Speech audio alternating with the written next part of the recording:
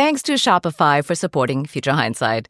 Shopify is a platform designed for anyone to sell anywhere, giving entrepreneurs like myself the resources once reserved for big business.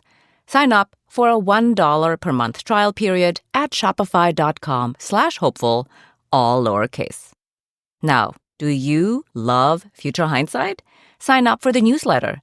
We'll pop into your inbox every Monday with a link to the episode and extra tips and tricks on how you can be the spark in 2025.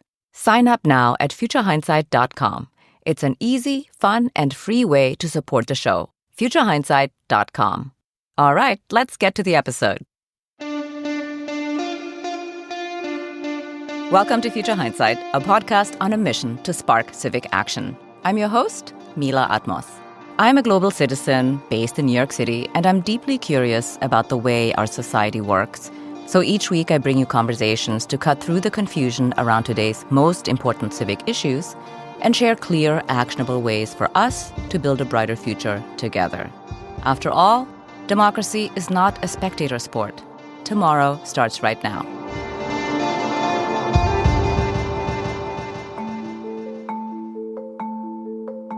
After 4 years of Biden and a largely failed project to inject vitality and strength into the experiment that is American democracy, we find ourselves in the throes of the Trump 2.0 administration. Will democracy survive? To unpack this question, we're joined by Ezra Levin. He's Co-Executive Director of Indivisible, which he co-founded with Leah Greenberg in the wake of the 2016 presidential election.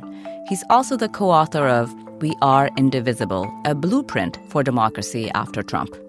Ezra was on the podcast back in 2019, right before that book was published, and we're thrilled to have him back. Welcome, Ezra. Thank you for joining us again.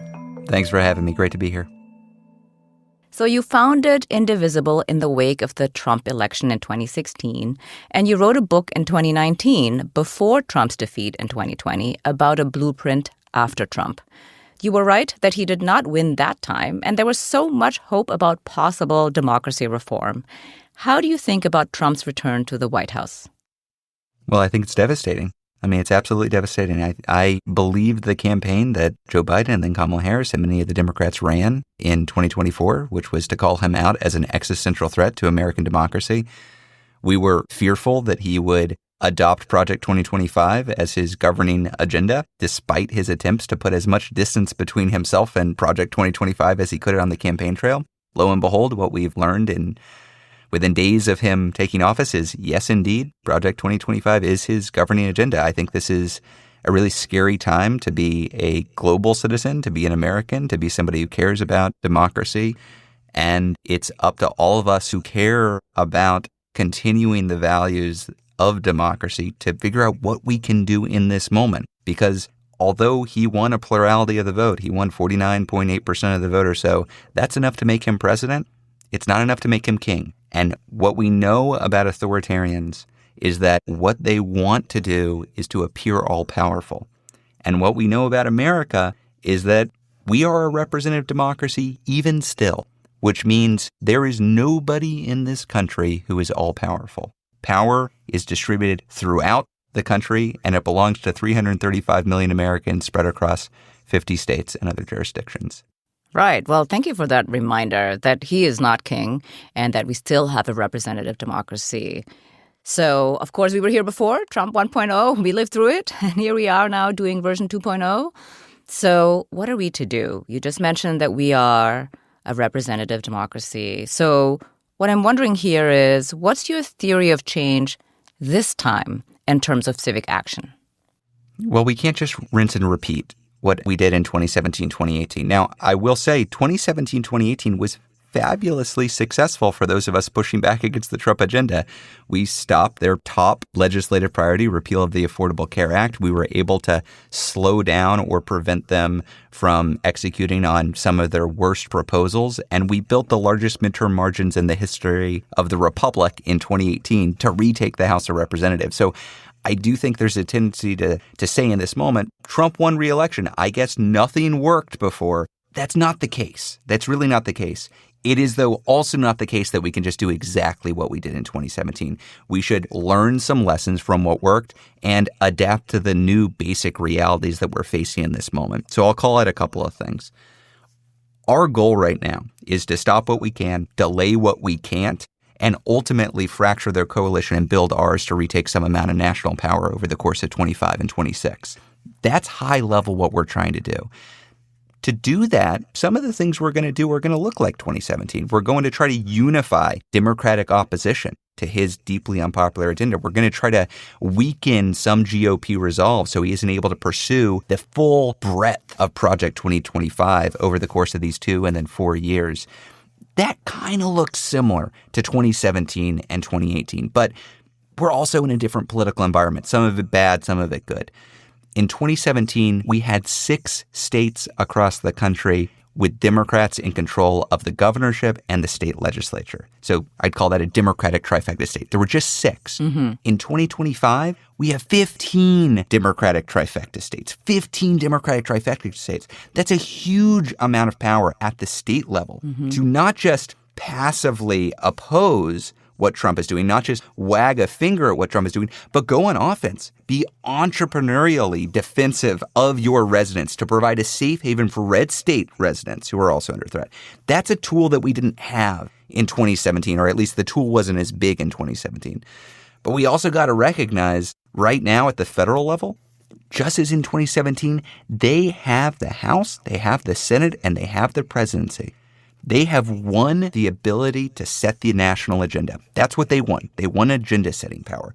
So the primary question in front of us, those of us who are trying to fight for democracy in this moment, whether you're a Democrat, whether you're an independent, whether you're somebody who just doesn't really like much of the Trump agenda, the question isn't, what is the proactive policy agenda that you want to see the House vote on or the Senate vote on or the administration push forward?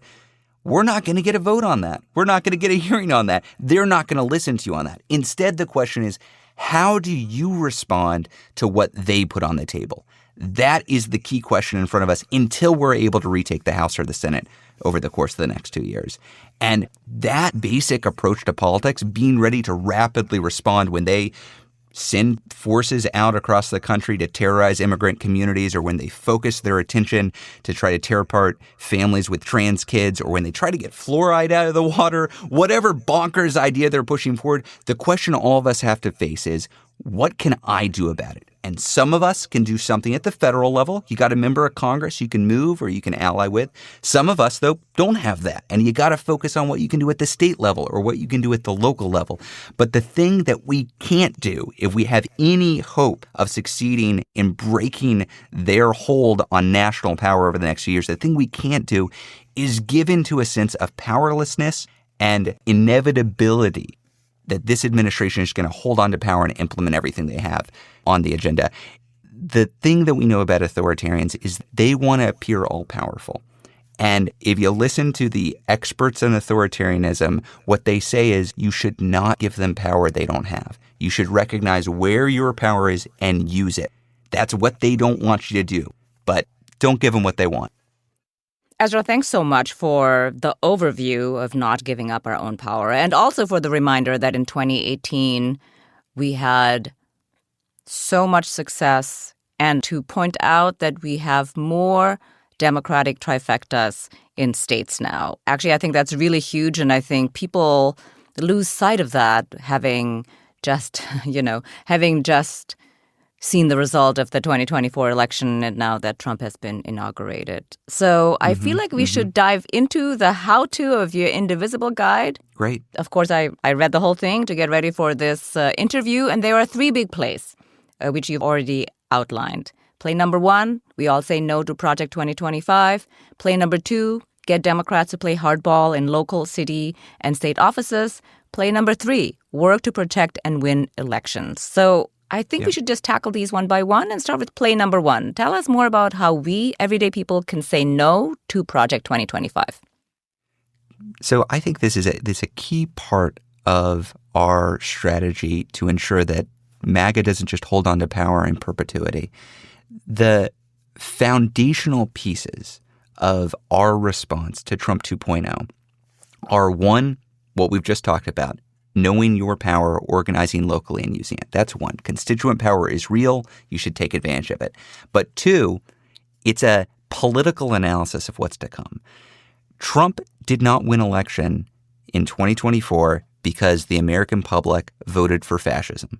He did not win election because the American public was embracing Project 2025.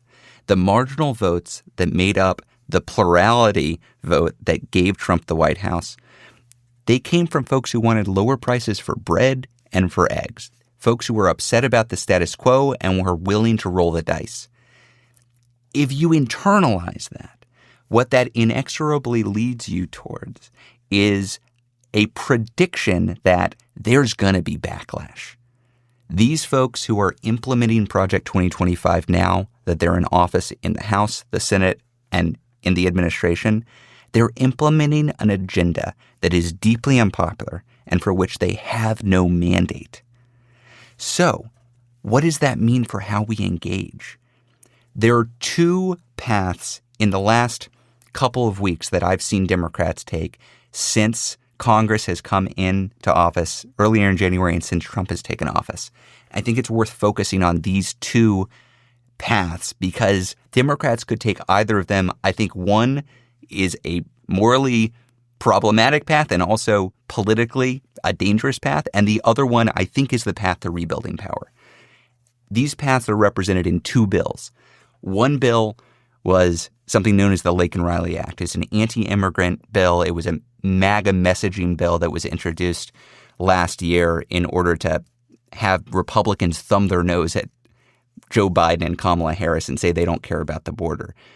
Now, this bill was reintroduced into Congress this year, and House Democrats said some positive things about it. Not all of them, but some of them. And the bill started to pick up momentum. Democrats were feeling vulnerable on immigration, and they thought, oh, gosh, we've got to cut some sort of deal with Trump on this to prove that we're serious about this issue. Well, as a result of that acquiescence in the House, the bill picked up momentum, and Senate Republicans smelled blood in the water. They saw an opportunity. They went for it. They fast-tracked this bill.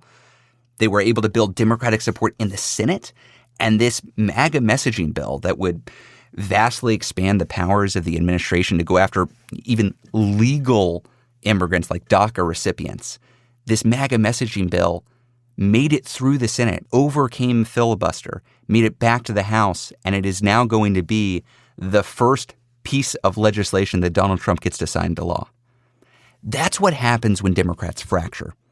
When Democrats fracture and don't unify and say no to the Project 2025 agenda, not only are Americans hurt because bad policy gets implemented, but they fail to actually present a unified, clear alternative to the MAGA agenda. They're not going to get any political credit in 2026 for signing on to a MAGA messaging bill on immigration at the beginning of 2025. No undecided voter is going to remember in November of 2026 that some number of Democrats signed on to this bill at the beginning of 2025. The impact of this is simply to infuriate the Democratic base and to cause a lot of harm across the country. That's one path. I don't like it. I don't think they should replicate that. No, I mean, just take a look at what happened in Newark this week, right? My God. There was already a raid on a restaurant and they arrested several people, one of whom was, of course, a citizen and a veteran.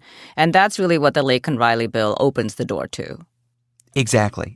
And the Lake and Riley bill is only the beginning of it. Now, that's one path. I think it's a bad path. But I'm not here just to say, oh, Democrats are the worst. They never do anything right. I don't think that's the case. I think Democrats are looking for leadership. They're looking for a strategic direction. And I think it's up to all of us to show them there is another way. And we don't have to imagine what this is. They themselves have demonstrated this. They demonstrated this also in the first weeks of this year. There was a separate bad MAGA bill. It was an attack on trans kids. Sorry to be gross about it. The bill is gross. It would have possibly forced localities to inspect the genitals of young women and girls if they were trying to play sports. It's egregious. It's heinous. It is bad legislation, and it's something that MAGA wanted to prioritize. Now, one version of a Democratic response could have been similar to the Lake and Riley bill. They could have said, oh gosh, There were a lot of anti-trans attacks against us in the election that we lost. We've got to demonstrate that we're willing to play ball with MAG on this. Mm-hmm. They didn't do that, though. Instead, in the House of Representatives, they went on the attack. They labeled this bill the Child Predator Empowerment Act, and Democrats almost in lockstep voted against it. Now, to be clear, the bill passed the House of Representatives with Republican votes. Mm-hmm. They didn't manage to kill it in the House, but because Democrats unified against it in the House, it didn't build any momentum.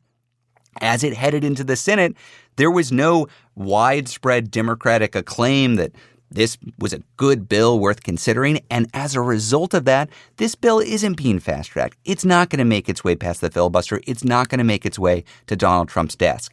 And Democrats are feeling energized. I've talked to members of Congress who, after this vote in the House, said, gosh, that was great. We fought back. We've got to find new ways to do this because, you know what? Courage is contagious. Wins beget wins. That is the pathway, not just to protecting Americans from the damage of this administration and this agenda. It's also the pathway to a 2026 that provides a choice to the American people. Do you want more Project 2025 or do you want something else? And Democrats have the opportunity to provide that option to folks in 2026, but they got to unify. They got to unify and fight back. Yeah. Well, that is the perfect segue to your play number 2, which is for Democrats to play hardball in local city and state offices. And here on the podcast, we discuss this all the time, that we all need to get engaged at this level and definitely vote in the state and local elections. So if we live in a city and or a state with Democratic leadership, what exactly does it mean to play hardball? I mean, you just gave us an example of what they did in Congress, but at the state and local level, what does it mean to play hardball, and how can constituents compel their electeds to do so? You know what I think? I think we should take inspiration from what Republicans in Republican trifecta states did to combat the Obama agenda and the Biden agenda. Look, when I was on Capitol Hill, when I was a Hill staffer, I covered education among other issues for the head of the Texas Democratic delegation. This is Congressman Lloyd Doggett. He's a progressive who's still in Congress. Great guy. And back in 2009, 2010 is the middle of the recession. We were trying to get more money to states to pay for public services and in part to pay for schools. So we passed a big bill that was going to provide $830 million to Texas public schools, among other schools all across the country. And we knew something about Texas. Texas is a Republican trifecta state, has been for quite some time. And we knew that if we just sent funds for schools down to Texas, that the Texas Republican state legislature and the Texas governor would cut state funds for schools and then use those federal funds to give handouts to corporations and to donors. We knew that was going to happen. So here's what we did. In Congress, my boss worked with other members of the Texas delegation and worked with Nancy Pelosi to insert a provision into this legislation, this federal legislation that said, hey, Texas, you cannot cut funding for Texas schools if you take this money. We did that because we wanted Texas schools to actually get the money. Do you know what Republicans did in the state? Tell me. They declined the money. Rather than give the money to Texas schools, they said, no, we will fight this in court. We will refuse the dollars. And it wasn't just Texas and it wasn't just education. Obama oversaw a massive expansion of Medicaid, of money for states to provide health care for their lower income residents. A massive expansion, wildly popular across the country.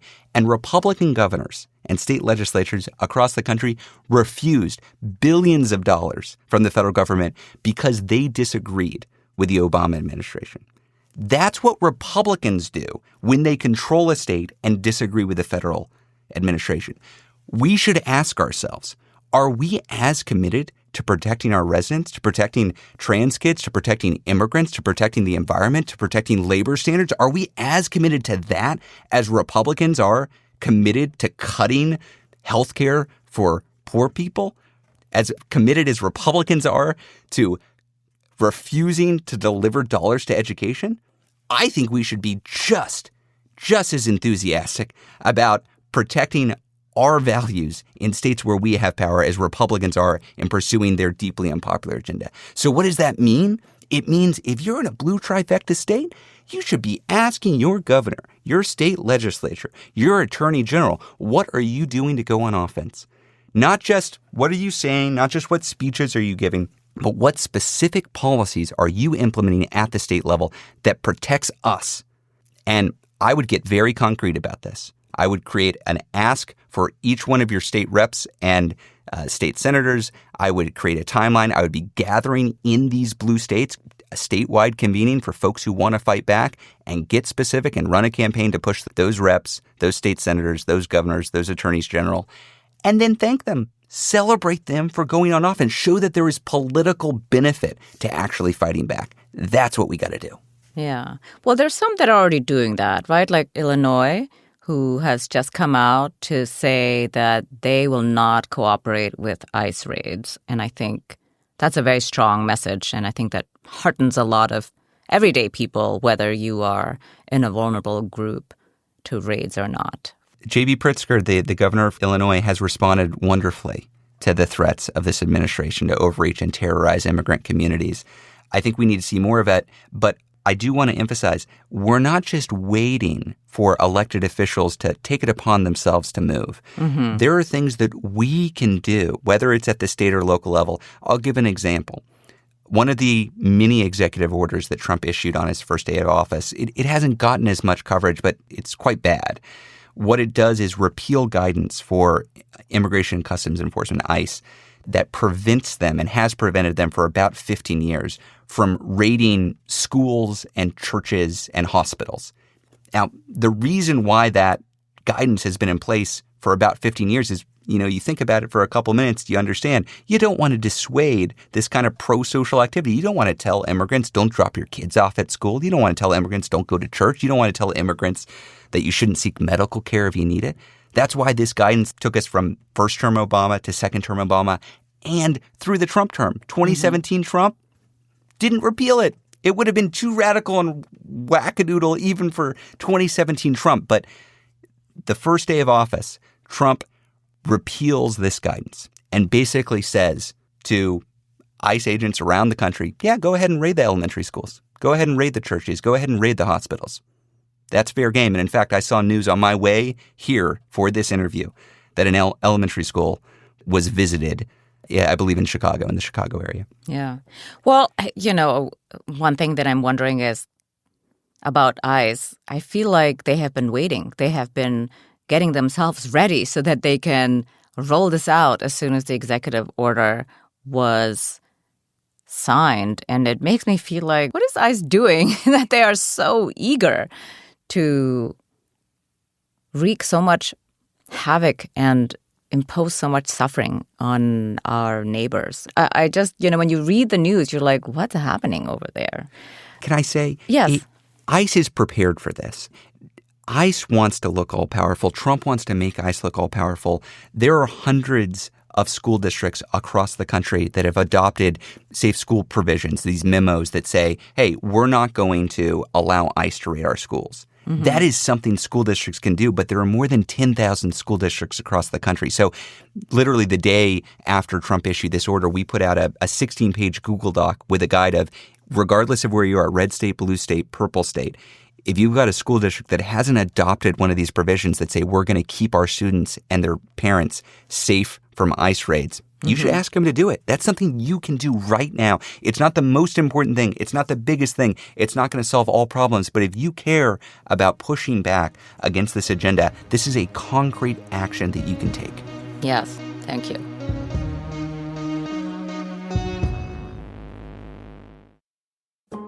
We'll be right back with Ezra Levin, so stay with us. Make sure you don't miss this episode's Civic Spark. One small step we can all take to be more empowered and ignite collective change. But first, 1 month down in 2025, can you believe it? At a time of year when those New Year resolutions start to falter, you might be thinking, how am I going to stick to this? How am I going to make this year different? Build something for myself. Do you want to be your own boss? Or see if you can turn that business idea you've been kicking around into a reality, but you just don't know how to make it happen? Well, let me tell you. Shopify is how you're going to make it happen.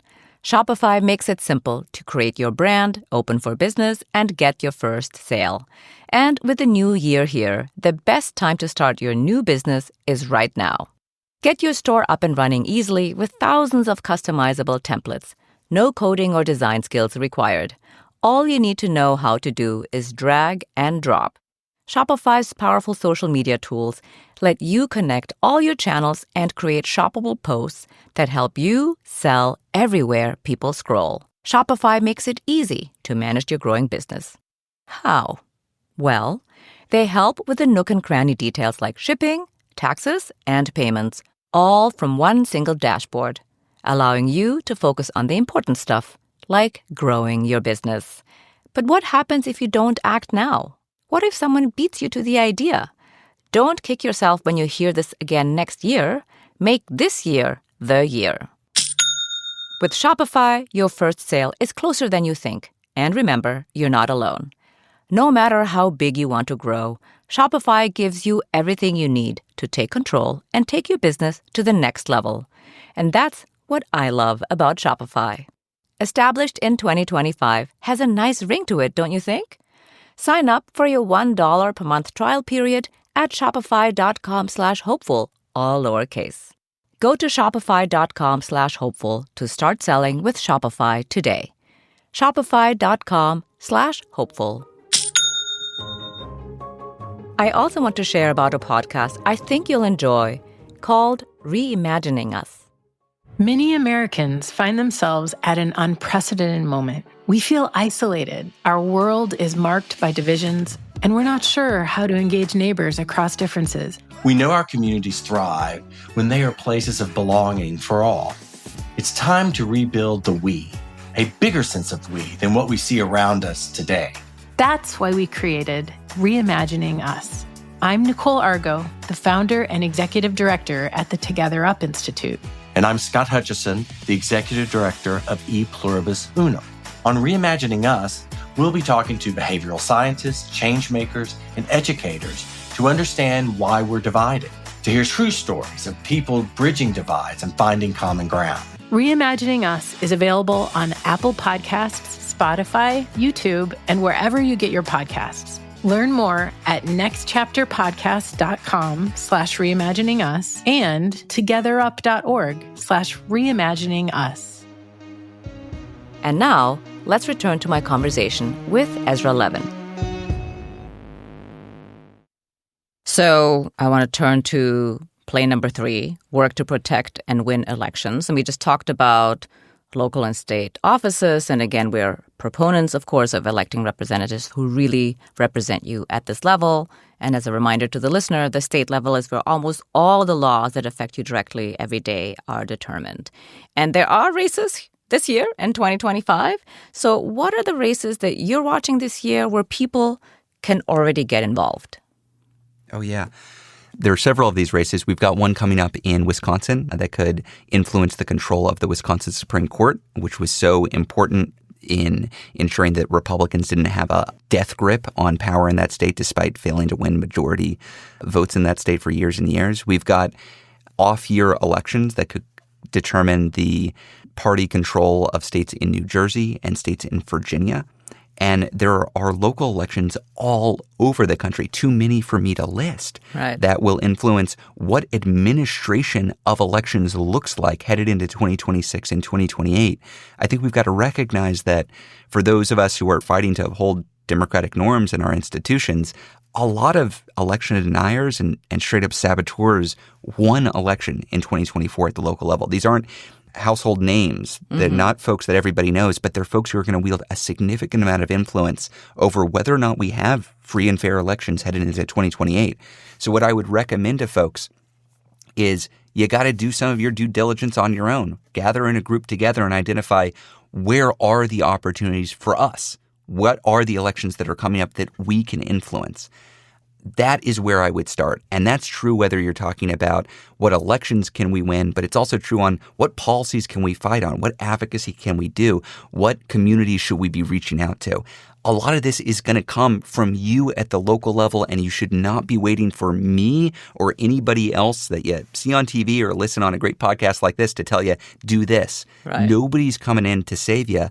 This is going to be fixed if we all do our part wherever we are. Yeah. It's a good reminder also that the state legislature actually determines how elections are administered. And so it's really important to tune in this year and these off-year elections because they will determine how the midterms will run next year in 2026. So let's talk about the congressional elections, the midterms, although, of course, Trump wants to have no more elections for himself, for the president, and Congressman Andy Ogles of Tennessee has already proposed to amend the 22nd Amendment to allow Trump to serve a third term. Despite that, I do think we will have midterms next year in 2026. I also think it's possible to flip Congress, perhaps only narrowly, and the Senate, of course, will be much harder. But, you never know. You talked earlier about 2018, so I really think anything is possible. But what's your strategy to protect and win elections at this level? Yeah. Well, look, first of all, I would say Trump isn't going to be on the ballot again. He's not going to be on the ballot again. There will not be a constitutional amendment that allows for him to run again. Full stop. We are going to have midterm elections in 2026. Full stop. There are folks out there, some on their side and some well-meaning on our side, who are so upset or so elated, depending on which side you're on, by the results of the 2024 election, that they are saying it's game over. And I'm not here to say that everything's going to be okay. I'm not even here to say that we're going to have this democratic republic with free and fair elections headed into 2028 or beyond. I don't know that. All I am here to say right now is, for the time being, we do indeed have a democratic republic. We do indeed have members of Congress, governors, state legislators, city council folks, mayors, all of whom rely on the votes of their constituents to maintain power. That is still the reality we live in. And as long as that is the reality we live in, we got to get in the game. We cannot concede defeat early. I believe we can absolutely retake the House of Representatives in 2026. I agree with you. The Senate is a stretch, but crazier things have happened. In order to get there, in order to actually build the kind of political coalition we need to win in 26, what we have to do is organize ourselves, but also build a coalition of folks who do not fully agree with us. These are folks who did not vote in 2024 or voted maybe for Trump because they wanted lower prices for bread and eggs. These folks are going to feel disappointed and they're going to feel betrayed by promises that are not kept. And so it is up to us to highlight what they are doing and how far away that is from what they promised. That is how we build an effective coalition and build the margins we need to retake the House and possibly even the Senate in 2026. But that's why I start with our immediate challenge is helping Democrats find their spines and unify in opposition to the worst parts of this agenda. Because if they fail to do that, if the option given to voters is, do you want a MAGA Republican or do you want a Republican light, they're going to vote for the real thing in 2026. And the reason why we know this strategy works is because we ran this strategy in 2017 and 2018. Our big success early on in 2017 was unifying Democrats in opposition to the repeal of the Affordable Care Act, unifying them in opposition to the Trump tax scam, unifying them in opposition to family separation. We didn't win all those fights at the advocacy level, to be clear. A lot of damage was done between 2017 and 2018. But what we succeeded in doing whenever we failed to stop the policy is we made sure that Republicans owned the policy. And that policy was deeply unpopular. The combination of those advocacy efforts over the course of 18 to 24 months produced a very clear choice. And Americans chose with the largest midterm margins in the history of the country in 2018. I want to replicate that headed into 2026. Well, I have a question about replicating that because I think, one of the things that was really popular in 2018 was to elect progressives, like true progressives, like Ayanna Pressley, like AOC. Yeah. And some of them, of course, have lost their seats in 2024. And one of the things about unifying Democrats and growing a spine is that, of course, Democrats are divided. And corporate Democrats are very, very different than progressives. And I would argue that corporate Democrats are to blame for the rejection of status quo politics in 24. And they didn't deliver on making democracy work. They did not respond to the constituents. So how effective is the strategy of electing progressives? Or is that not a strategy for 26? Well, can I just plus one to your comment here? If you look at who is trying to sink Joe Biden's economic agenda, who is trimming the sails of the administration to actually deliver and show the American public that Democrats did care about them, it wasn't Elizabeth Warren, it wasn't Jamie Raskin, it wasn't AOC. All of those leaders were fighting for the full extent of the Biden agenda when it came to economic policy. The folks who killed bills that Joe Biden was putting forward, killed the attempt to actually deliver for the American people, were folks like Kyrsten Sinema or Joe Manchin or Josh Gottheimer, folks who called themselves problem solvers but were real problem causers, that were reaching out to MAGA members to demonstrate how serious they were about bipartisanship. And the form of that seriousness was killing legislation that would have actually demonstrated to voters that Democrats actually do care. So I can't agree strongly enough that that is one of the main reasons why we found ourselves in 2024 trying to defend an agenda that wasn't as beneficial to voters as it might have been. And I think that's a real failure of the corporate Democratic mindset. You don't have to be a bleeding heart liberal to think that we should have passed the full economic agenda that Joe Biden initially put forward. You can be a cynical Democratic operative and say, gosh, Joe Manchin really screwed us. Kyrsten Sinema really hurt our ability to say that we're not corrupt and not in the pocket of big business or Wall Street. Those kinds of Democrats are not moderates. They are labeled that because they oppose Democratic policies and partner with Republicans. But the policy proposals they put forward are largely rejected by the majority of Americans. So I will get off my soapbox there and actually answer your question, because I think we agree. I want to see a Democratic Party that has a strong brand, that actually can credibly say to Americans, hey, we actually are standing with you and they're standing with other folks. But in order to do that, we need to be able to present a very strong alternative to what MAGA is putting forward. I think if you're somebody who's listening to this podcast and you care about the direction of the Democratic Party right now, what you should be doing is looking at the elections happening in 2025 and where there is an ideological debate playing out for the direction of the party. I think an obvious one there would be the New Jersey governor primary, where you have none other than Josh Gottheimer, one of the leaders of the Problem Causers Caucus, one of these folks who worked with Republicans to try to weaken Biden's economic agenda, who is trying to become governor of a deep blue state right now. And we should be asking ourselves, is this how Democrats retake power? And put aside even your ideological disagreements with the guy. Do you think this is a strategic way to message to the American people that we're on your side by electing a guy who's in the pocket of Wall Street? I don't think so. But I would actually make I a broader agree with you, argument. but I like that. I like that you framed it this way. That is this a strategic way to win back power, right? Like that is, ideology aside, what does it look like to win back power? How are you going to do that? Let's just get that done. Let's not nibble around the edges and win. That's right. Well, we have a duty to win, because if we don't, they're going to do a lot of damage. Right. And so I care about winning. I do care about winning, because if we do not win, we can't do all the good that we want to do.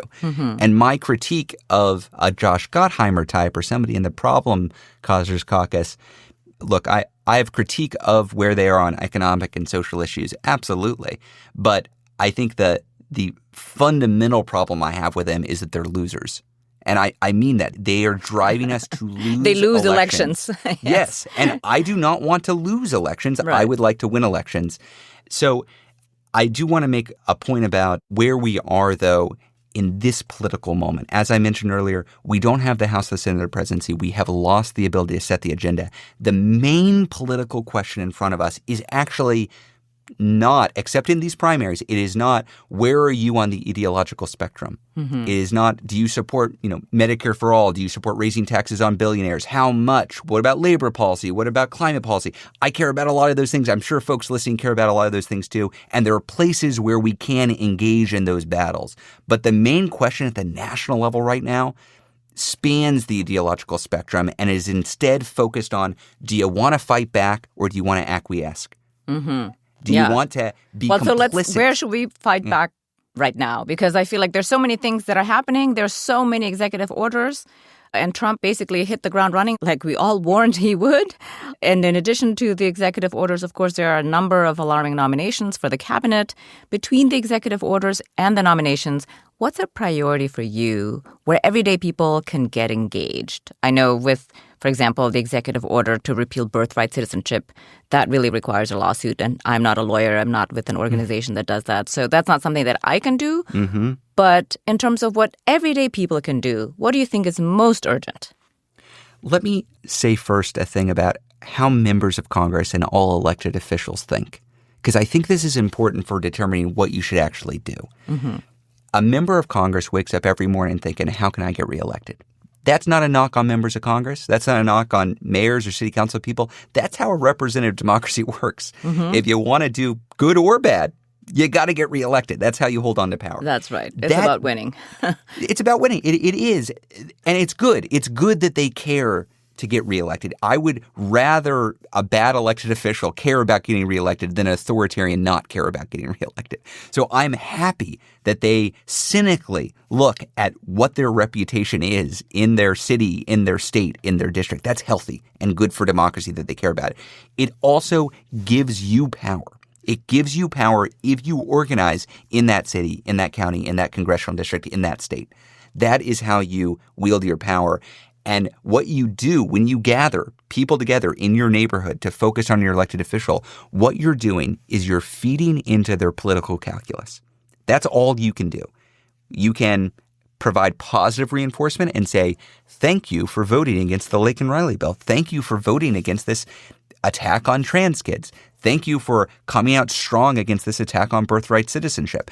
You can also provide some negative feedback, and they will then factor that in to their future political calculations. So if you happen to be represented by one of the 12 Democrats in the Senate who voted for the Lake and Riley bill, you should tell them that you're really disappointed and you're watching them on this. And if you happen to be represented by one of the 46 Democrats in the House who voted for it, you should tell them the same thing.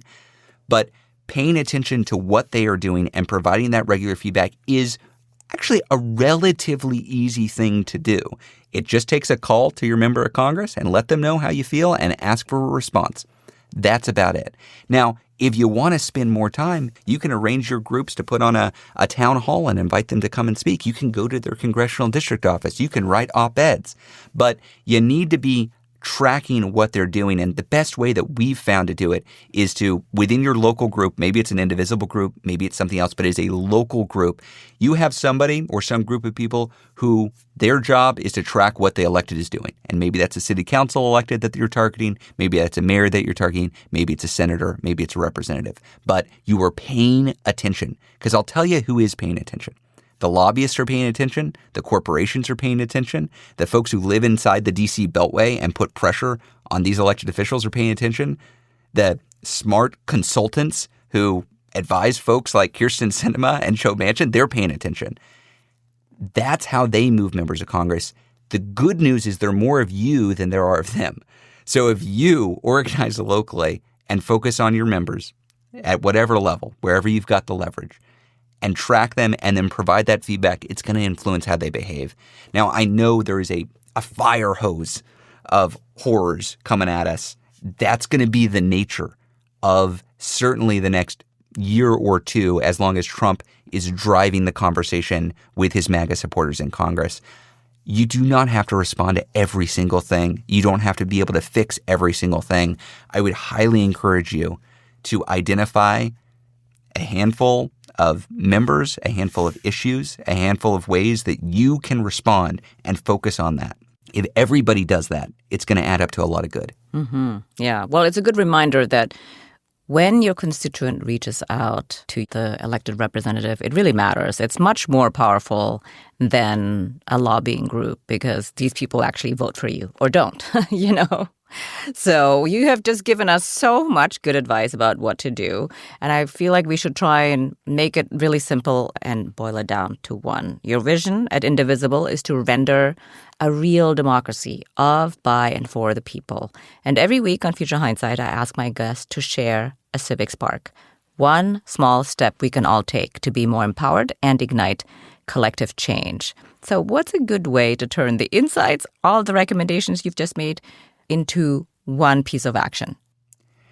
Here's what I would say. If you listen to nothing else that I say here, it would be totally fine as long as you do this one thing. Gather together with like-minded folks in your own community. That is it. Maybe it is joining a local Indivisible group or forming your own or joining up with a different group. I'm happy if it's some other group. But the number one thing you can do is start organizing in your own community with like-minded Americans, because from that is going to flow so many positive things at the local, state, and federal level. I trust you to figure it out. You're smart. You care about this. You're listening to this podcast because you care about democracy. I am confident that if you start by gathering with other like-minded folks in your own community, you're going to figure this out. And if we all do that, it's going to add up to us retaking power. Amen. So last question. Looking into the future, what makes you hopeful?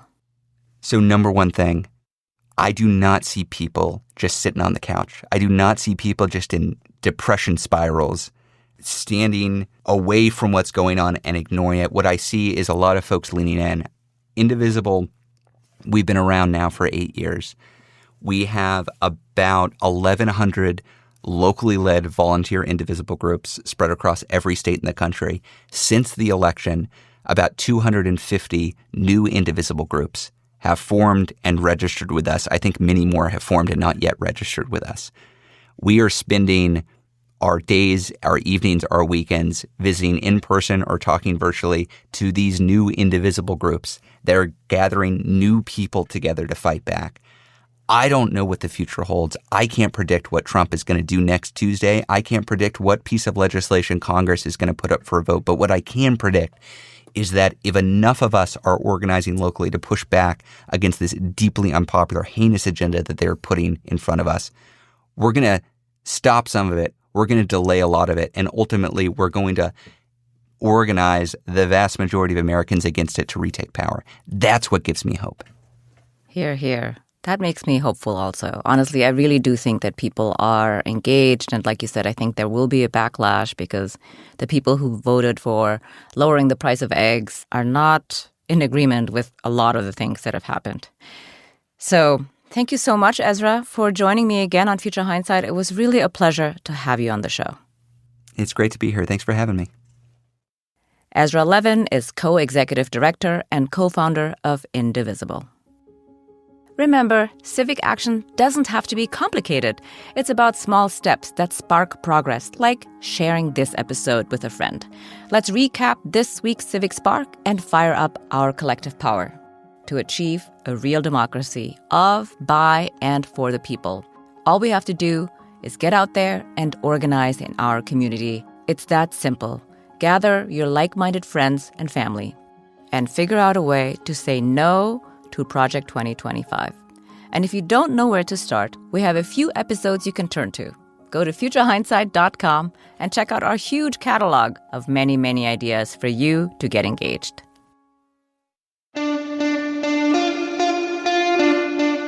Next week on Future Hindsight, we're joined by Paul Sabin. He's professor of history and American studies at Yale University and the author of Public Citizens, The Attack on Big Government and the Remaking of American Liberalism, in which he examines the evolution and impact of the public interest and environmental movements in the United States since the 1960s. That's next time on Future Hindsight. Now, be sure to follow us on your podcast app.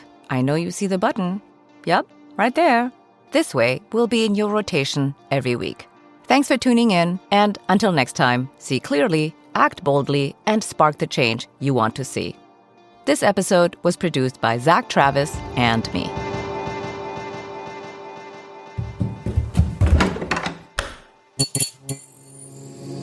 This podcast is part of the Democracy Group,